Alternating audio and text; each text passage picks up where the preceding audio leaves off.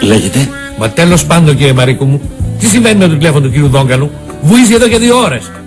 Το έχει κατεβάσει, κύριε Παπαπέτρου. Το έχει κατεβάσει? Γιατί? Γιατί εργάζεται. Είναι κάτι βιαστικό και πολύ πολύ σημαντικό και πρέπει να το τελειώσει οπωσδήποτε. Θα σας πάρει εκείνος. Με συγχωρείτε.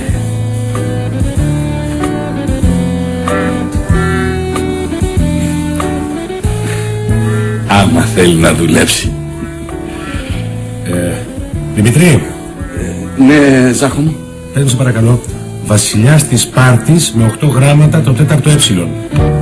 Τι πράγμα? Τι πράγμα, εδώ στο 3 οριζοντίος λέει Βασιλιάς της Σπάρτης, 8 γράμματα το 4ο ε. Λεωνίδας δεν χωράει εδώ πέρα.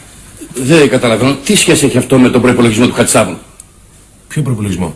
Καλά, δεν φτιάχνεις τον προϋπολογισμό του Χατζησταύρου? Όχι. Όχι. Και τι κάνεις? Προσπαθώ να λύσω ένα παλιό σταυρόλεξο με ταλαιπωρία εδώ και 2 ώρες.